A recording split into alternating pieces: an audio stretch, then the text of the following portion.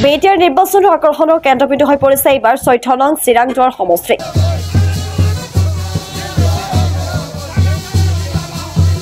একালৰ সতীৰ্থ খাম্ফা বৰগোহাঁইয়ে প্ৰক্ষেপ কৰিছে UPPLA আনহাতে BPFৰ মুৰব্বী হাগ্ৰামা মহিলাৰে নিজে প্ৰতিদ্বন্দ্বিতা কৰিব ওলাইছে পৰিষদীয় সমষ্টিটোত। উল্লেখনীয় বিষয় হৈছে যে প্ৰমোদ বড়ো OSD খাম্ফা ব্ৰহ্মই UPPLৰ পৰা টিকট নাপাই নিৰ্দলীয়ভাৱে কেইবা হাজাৰ সমৰ্থকক লৈ চিৰাং আয়ুক্ত কাৰ্যালয়ত মনোনয়ন পত্ৰ দাখিল কৰিব আহিছে। নাই এৰিয়া আহিবলগীয়া কোনো কথা নাই, আমাক ৰাইজে বিচাৰিছে আমি ৰাইজক সেৱা কৰি আছিলোঁ।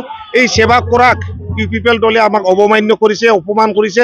ইয়াৰ কাৰণে ৰাইজে যিহেতু আমাক বিচাৰিছে ৰাইজৰ লগত থিয় হ'বলৈ আমি ওলাই আহিছোঁ। আপনি UPPLৰ যুৱ শাখাৰ কি আছিলে?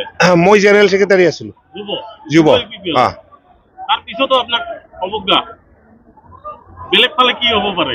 নাই কথাটো হ'ল কি আমি বেলেগ বা কিবাৰ লগত আমি একো মতলব নাই। আমাৰ কথাটো হ'ল কি আমাৰ ৰাইজ, আমাৰ পাব্লিক, আমাৰ 14 চিৰাং দুৱাৰৰ ৰাইজ আমাৰ কাৰণে বহুত মূল্যৱান।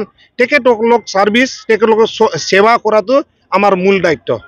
কেনেকুৱা কাৰ লগত কনটেষ্ট হ'ব, কেনেকুৱা পাব্লিকৰ সঁহাৰি কেনেকুৱা? পাব্লিক যিটো সঁহাৰি দিছে, এই দুজন মানুহৰ ব্যক্তিৰ লগত যিটো যুঁজ, এই যুঁজৰ মাজে মাজে আমি 20,000 ভোট পাই আমি জিকিবলৈ গৈ আছোঁ। আজি 10,000 মাতিছোঁ, 12,000 মান মানুহ আহিছে। এতিয়াও মানুহবিলাক আহি আছে, আমি আৰু গাড়ী দিবহে পৰা নাই।